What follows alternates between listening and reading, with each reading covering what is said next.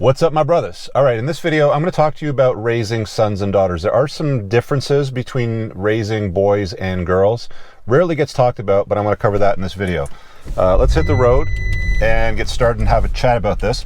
By the way, if you like the sound of this thing, this is a Stage 2 tuned RS5, and it's available for sale. It's got close to 580 horsepower. I'll let you hear it when I rip it in a second. But let's talk about raising sons and daughters. There'll be a link for the sale on this vehicle in the description below. All right, here we go. Oh yeah. So let's talk about the differences between boys and girls, men and women, actually more importantly, because they are handled differently in society and have been for a very, very long time. The biggest difference is that women are the protected sex and men are the disposable sex. It's why we send our men off to wars and they die horrible deaths. It's why men do roofing jobs and work in coal mines, on oil rigs, and all the difficult, scary stuff where there's high fatality rates. Women are protected. This is why when the Titanic hit the iceberg, it's women and children first. And if you're a man, you got to figure it out for yourself. You're going to have to swim or be a pretty good swimmer to get back. But that's the reality of the world that we live in, and that's okay. Let's just accept it for what it is and stop pushing back on the narrative and pushing back on the reality of the world as it operates. So how do you raise boys from girls? What's the differences? I'll tell you what it is. With boys, to turn them into men, you've got to tell them and maneuver them through life in such a way, guide them, so that they understand they have to make something out of themselves. Boys, as a rite of passage to become men, have to become useful. I've said this many times before, it's straight out of Chris Rock's Tambourine stand-up comedy.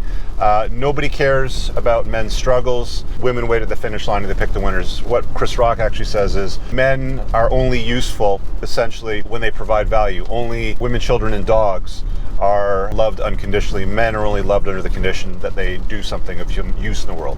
So guys have to learn how to be competent.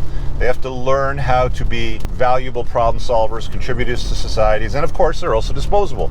Men have always been disposable, will always be disposable into the future. That's just the way that it is. So what does that mean for boys? They got to learn skills. They got to learn how to fight. They got to learn how to solve problems. They got to learn how to make it rain and make money. They have to learn how to network. They have to learn how to be influential. Put them to work. Put them in competitive sports where there's no participation trophies or ribbons for just everybody. There's a hierarchy, there's a pecking order. Put them in combat sports. Let them get punched in the face, roll on the ground with jiu-jitsu, whatever it happens to be. It's good for them. It's good for them to compete. It's good for them to see when they win. It's good for them to see when they lose. It's good for them to see there's a pecking order in life, and that ascension to the top should be the goal. Not everybody's going to make it, but the efforts should be made. They should be tested. Parents should be pushing their sons into difficult scenarios where they are tested. The problem today is parents helicopter parent kids. They bubble wrap them. Oh, poor little Billy. Oh, wow. Well, they make up reasons to sort of like, treat their sons like basically defective girls.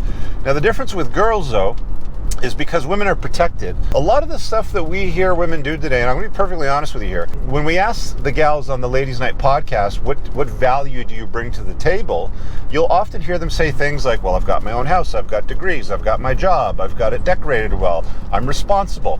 And what they're essentially doing is they're describing what makes a man attractive, and they're forgetting the value that women bring to the table. So the difference between boys and girls is, for girls, as a parent, and as a parent myself, you're telling your daughters their value is based on preserving themselves, not doing things that lower or diminish their value. For example, running around and being promiscuous, like most women are told today, you can be promiscuous with impunity. This is a function of toxic feminism. It's very, very bad advice. There are lots of women out today that are putting off marrying, complimenting a man's life, having a family, and climbing the corporate ladder, getting degrees, and putting priorities on these things, which are not important. I can't tell you how many women we've talked on the Ladies Night podcast where they're like, I did everything that I was told to do, and now I'm in my 40s, and all I got is a bunch of degrees, a ton of student debt, a whole bunch of cats, and no man wants anything to do with me. So a woman's value is created out of preservation. There's no guy that gets married to a woman and says, gee, I wish my wife would have shared her body with 50 other men before I got married to her. There's a reason why throughout history, purity, aka virginity, was so highly prized, and to a reasonable degree still is today by the sane, the ones with common sense. So it's two totally different, conversations that you're going to have. A piece of advice that I've often given, and I'll share again, is, people say to me, well, what should we be telling our daughters to do then? Should they go to university or colleges? I'm not a big fan because it's so infused with wokeness and a lot of culture today that doesn't really serve women's narratives, that doesn't let them achieve what it is that they're inherently looking for, which is to have children and do all that sort of stuff. So it's my advice to choose something simple like, pick something in high ticket sales. Teach your daughters, again, preserve the value, don't run around, don't party, don't go and travel the world and, rack up, miles on the clock and notches on the belt sort of thing. Preserve value. Get into something like high ticket sales. Sell yachts, sell jet planes, sell expensive cars, sell expensive real estate. That will expose you to successful guys.